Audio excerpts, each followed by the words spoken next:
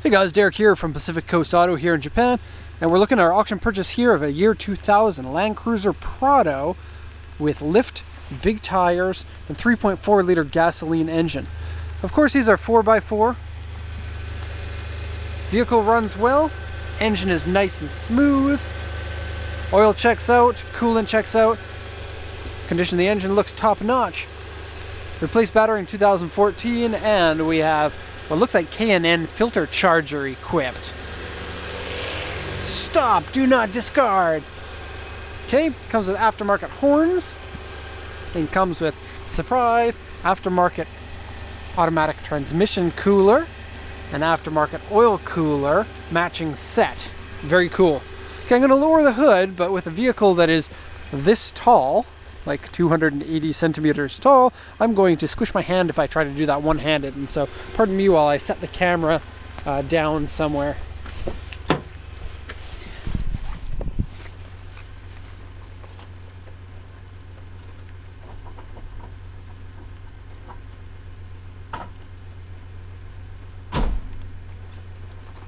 Okay, wow, sorry that took so long. Let's get to the review. Now, this vehicle is sold to a personal friend of mine that I like very much, and I'm so glad that he got this one. He just had a couple of kids, and they are twin boys, and they are not even 1 year old yet. And so this is the perfect vehicle for dad to drive when you're a little boy. And so I actually personally love these vehicles, and I have a Honda Elysian minivan. This was my runner-up choice. It's an 8-seater SUV. The regular Land Cruisers, at least up until the 100 series, didn't have 8 seats. They only had 5, and so this one gives you more seats than your traditional Land Cruiser. The Prado is kind of like the Land Cruiser Light or the Land Cruiser City vehicle. It isn't as tough as the real Land Cruisers. It costs less, but it still is pretty tough, pretty cool, and looks great with a kit, like a lift kit, as you can see. That's the police. They're coming by to check on me. Okay, so a lot of aftermarket parts on this one, so let's go over what it has. Wait a second, let's not. Well, let's go over the auction sheet first, and then we'll talk about aftermarket parts. So, auction sheet is in here because it's super raining today, and pardon me, let me just back up. Sorry for taking this one, it's raining, but we really don't have any choice right now because we have too many cars. In fact, we have one too many cars because this one came in at the same time as this one came in, and now we don't have any room for them all. Okay, so auction sheet here, 2000 Land Cruiser Prado TZ 3.4 liter gasoline. These also come with diesel engines, but the diesels are about twice as expensive. Auction grade 3.5 with an interior C and an exterior B. They were having a bad day when they said exterior C. It's much better than that. Okay, 108, 940 kilometers. Did have original registration on it, automatic transmission. I don't think you can get the Prados with manuals like you can the real Land Cruisers. Power steering, power windows, airbags, sunroof, ABS, and the report, let's see, rear gate smoothing.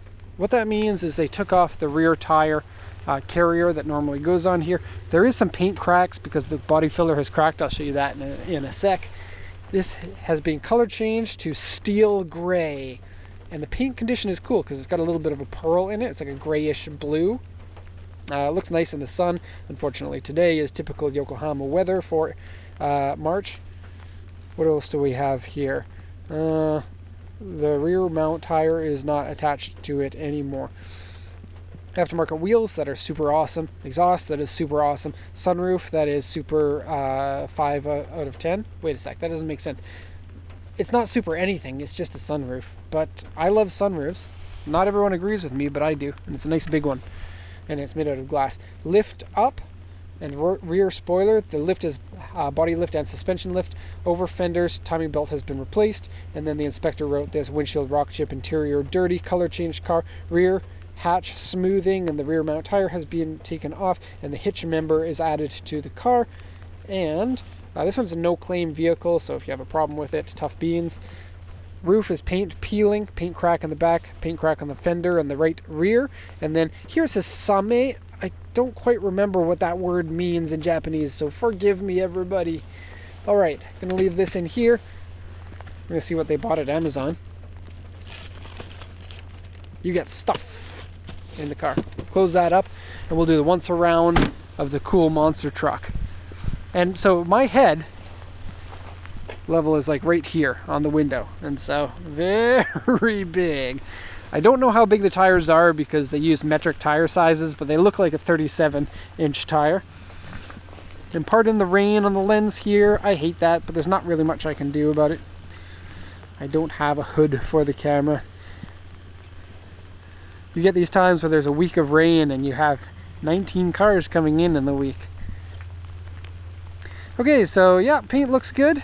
I will say that Land Cruiser is the perfect vehicle for a hunter, especially somebody who's going to put their 22 gauge shotgun in the back. Wait a second, 22 gauge shotgun. Do people actually go hunting with those? Probably not. I don't really know anything about hunting, even though I come from Canada. We're not all hunters there. Okay, so aftermarket parts. Let's take a quick look here. Aftermarket front grille. Lots of vents in it. Aftermarket corner lenses. Taken off mirror. There is a mirror here that gives you 2 extra mirrors, and it's only a little one. It's like this big, and one mirror shows you how far away from the side you are here, and another mirror shows you how far away from the front you are here. Very useful to have. Unfortunately, somebody there was like, I'm so good at driving, I don't need that mirror. Now I have driven this one, and it's actually not that hard to drive. The tires do rub on full lock, which is a bit of a shame, but they are cool tires that are going to make everybody appreciate you more. Or so you think. I was driving this around, and I already said this story in another one of the videos, but literally every man was looking at the car, and not one woman was looking at it. Kind of weird. Okay, we have extra extensions to the bumper. See how those work? So it's probably a kit that comes with the over fenders, but it allows the bumper to come out further so that your wider fenders will meet the bumper in a way that doesn't look goofy.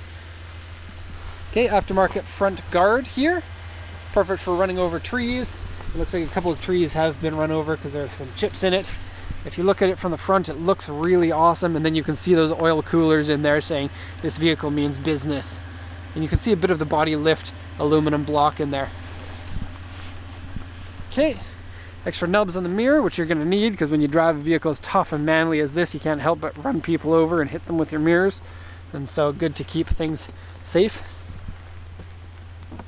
These things for smoking in the car, I think. Stock running boards, stock plastic bits. Don't get run over by the Pro Box.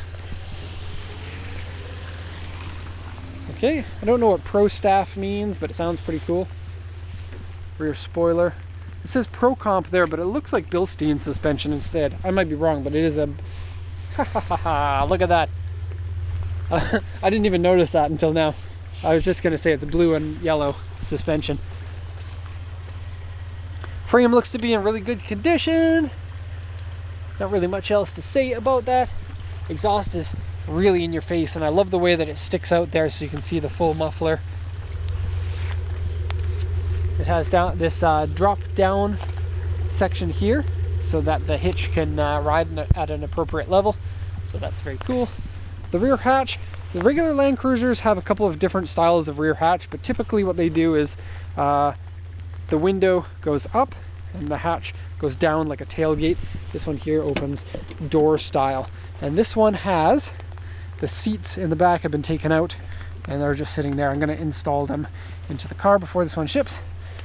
These seats, this is the third row, it is an 8-seater, and so these ones typically go there and then they can flip up to the side like that to give you more room if you want it. They're not really big seats in the back here. One of the reasons I went for the Elysian over this one.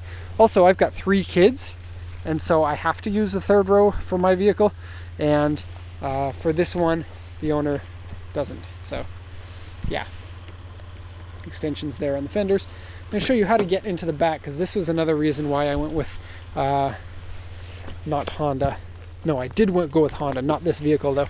So if you want to get into the back, here's the way you do it. You pull this with no amputee arms. Let me just have 2 for a second.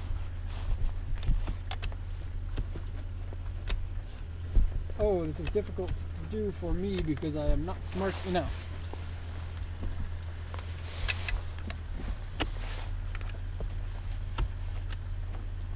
I wonder if there's some sort of lock mechanism. Okay, I'm moving over to the other side now. I give up on that side. Okay, so it's 60-40 split. You get 3 seats across, 3 seat belts. And you pull this one. There we go, this works properly. So pull this. Still amputated. Oh. Okay, so that goes down like that.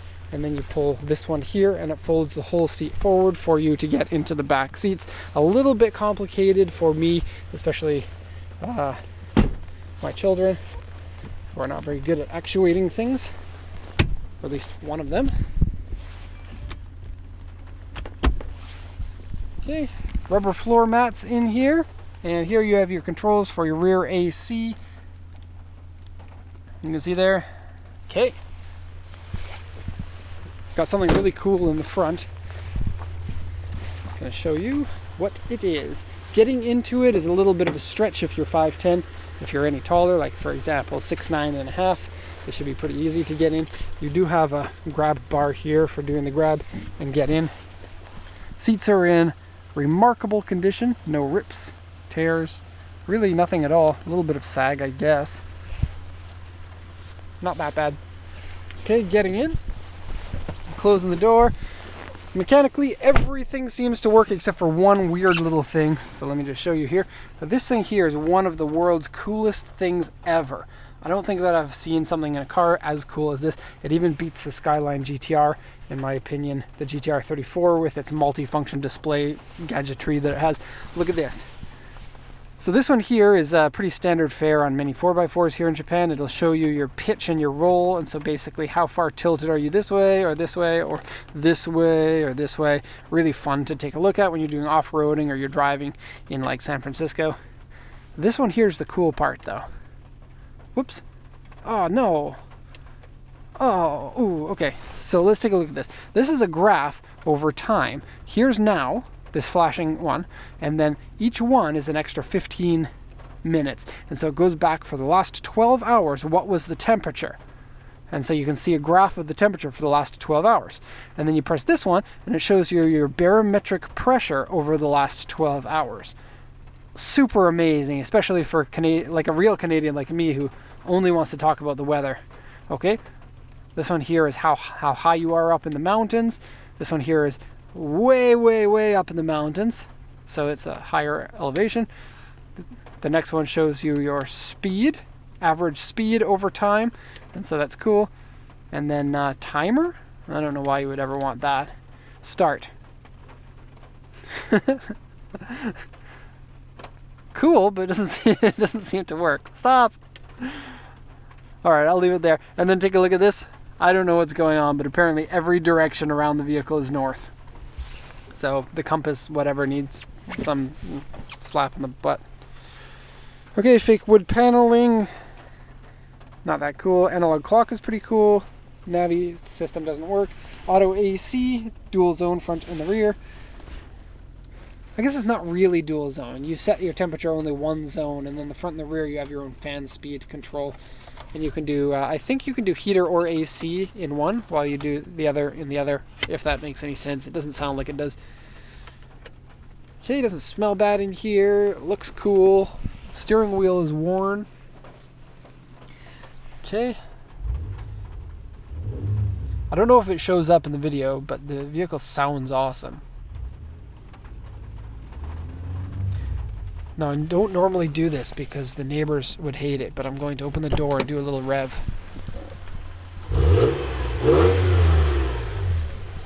Okay, and if by next week I'm kicked out of this spot, then you'll know why. Okay, you get your high-low here. High gear, neutral, low gear. So you have your four-wheel drive high or your low, so you go to low when you want to go climb mountains. Look at this. 50 yen. But it's not a real 50 yen, it's fake, it's made of plastic. So don't try to spend that. Okay, place for drinks. Place for not drinks. I don't know. Place for a secret stash of Reader's Digest magazines. Okay, power steering works good. Like I mentioned though, the tires do touch the fenders. They broke the fender in a tiny little section. Let me just show you that. if you just take a Dremel and cut that section out, you should be fine. But really, lifted vehicles like this, they typically take the bumper off in order to fix this. It's easier to see on the other side. Right here. So, you see that? And then it goes bump, bump, bump, bump, bump with these guys. Tires are lots of tread. They're 2007 tires, so the vehicle probably hasn't driven very much since it's being lifted. Front tires have more tread than the rear by probably about 10 or 15%. Okay, so that's pretty much it for this Land Cruiser Prado. Very cool, going over to a very cool customer of mine. And so, hope you enjoyed the vehicle. Hope you enjoyed the video report. If you have any questions, post them in the comment section, or you can send me an email if you want, or you can do whatever. So thanks a lot for watching. Have a nice day.